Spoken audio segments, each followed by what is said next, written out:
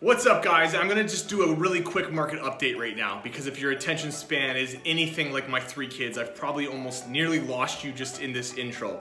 We're gonna look at 3 key things right now. All this data was collected from DRAR, TREB. We're gonna go over the absorption rate first for the month of April. Okay, our absorption rate was at 58%.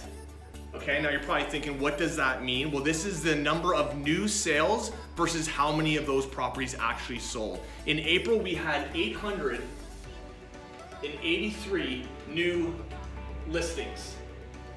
Okay, pardon my writing, holy. 883 new listings in the month of April. Out of all of those listings, 513 of those properties sold. So let that just sit with you for 1 second. In a pandemic in April, 513 homes in Durham Region actually still sold.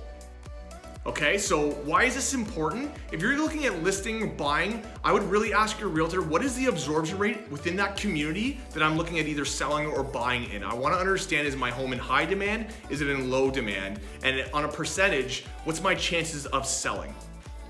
Next, I wanna go into the DOM, which is the days on market average. That means how many days it's taking on average for a property to sell. In March, we had a very low days on market average. 13 days on average was the amount it took for an average listing to sell. Now this did go up.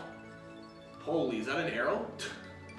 This did go up to 23 days in April. Okay, so we saw a 56% increase in how long it took for a home to sell. But in my opinion, this is nothing to get freaked out over at all. This makes sense. There's different ways of seeing homes now, virtually.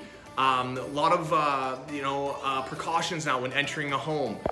So this is nothing, in my opinion, that means the market is going up or down.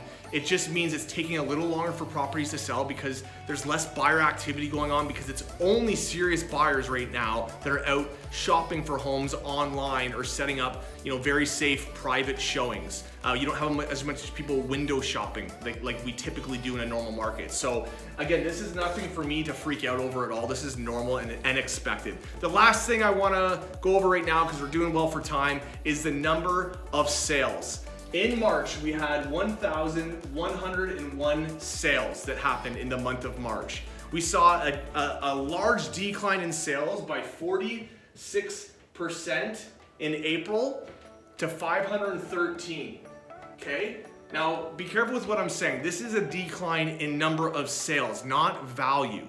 Again, this makes sense to me because it's less amount of people out there shopping for homes, so you're gonna see a lower number of sales.